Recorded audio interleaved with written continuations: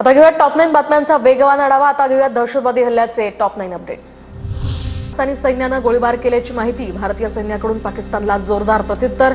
तर बांदीपोरात सुद्धा दहशतवाद्यांमध्ये आणि सुरक्षा दलामध्ये चकमक सुरू। पाकिस्तानी लष्कराने एलओसी जवळ सैन्याची संख्या वाढवली। पाकिस्तानी सैनिकांना बंकरच्या आतूनच पाळत ठेवण्याचे आदेश। पाकिस्तानला आंतरराष्ट्रीय सीमेवर सुद्धा भीती। सियालकोटमधील तैनात या ठिकाणी डिव्हिजनला सुद्धा सतर्क राहण्याचे आदेश। पहलगाममधील हल्ल्यानंतर जम्मू काश्मीरमध्ये सुरक्षा दल सतर्क। वैष्णोदेवी मार्गावर 2 घोडेस्वारांना ताब्यात घेतलं। बेकायदेशीरपणे घोडा किंवा खेचर सुविधा चालवल्याबद्दल कारवाई। मनीर हुसेन आणि साहिल खानवर गुन्हा दाखल।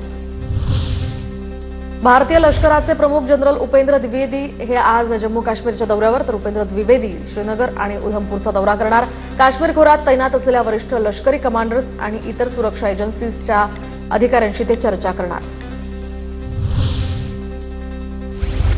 सुरक्षेत कुठेतरी चूक झाली। पहलगाममध्ये जो हल्ला झाला त्या हल्ल्यासंदर्भात किरण रिजिजू यांचं मोठं विधान। तर नेमकं कुठे चुकलं याचा शोध घेणार असल्याची रिजिजू यांची प्रतिक्रिया।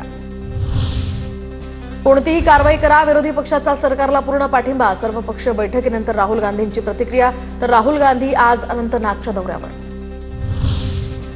द्वेष कटुता आपला स्वभाव नाही, मार खाणं सुद्धा आपला स्वभाव नाही। जगाला कळालं पाहिजे की आपण शक्तिवान आहोत। पहलगामच्या हल्ल्यावरून मोहन भागवत यांचं मोठं विधान।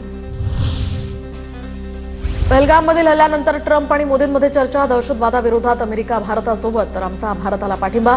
अमेरिका परिस्थितीवर लक्ष ठेवून राष्ट्राध्यक्ष डोनाल्ड ट्रम्प यांची नरेंद्र मोदींना ग्वाही।